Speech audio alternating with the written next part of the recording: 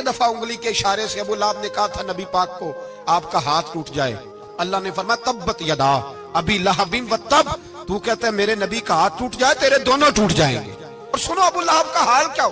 ابو لہب کا معنی ہے ابو لہب شولوں کا باپ، لہب شولوں والا۔ کیا مطلب؟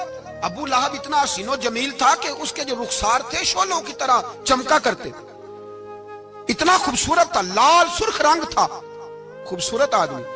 عرب میں جب غربت تھی تو اس کے گھر میں اس وقت بھی 2 اینٹیں سونے کی تھی، اتنا مالدار آدمی اور سردار تھا سارے مکے کا۔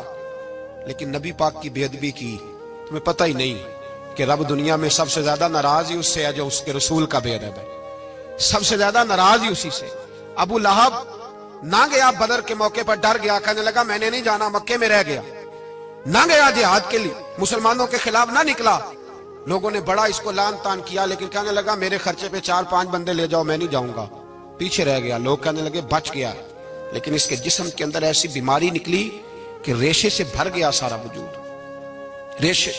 اس کے بچوں نے لے جا کے ابو لہب کو پیچھے ایک حویلی تھی مکے کے باہر، اس میں بند کر دیا، چیختا تھا، چلاتا تھا، بند کر دیا اس کو لے جا کے وہاں پیچھے۔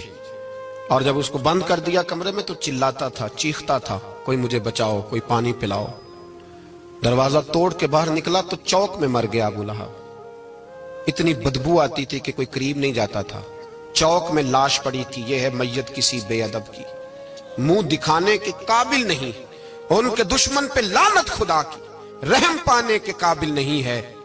چوک میں لاش پڑی ہے، تبت یدا ابی لہب و تب، چوک میں پڑی ہوئی ہے، کوئی قریب نہیں جاتا۔ اس کے بیٹوں سے لوگ جا کے کہنے لگے تمہارا باپ تھا، شرم کرو۔ ایک ملازم کو پیسے دیے اس کے بیٹے نے، کہا گڑھا کھودو اور میرے باپ کو رسی کے ساتھ پکڑ کے اس میں پھینک دو۔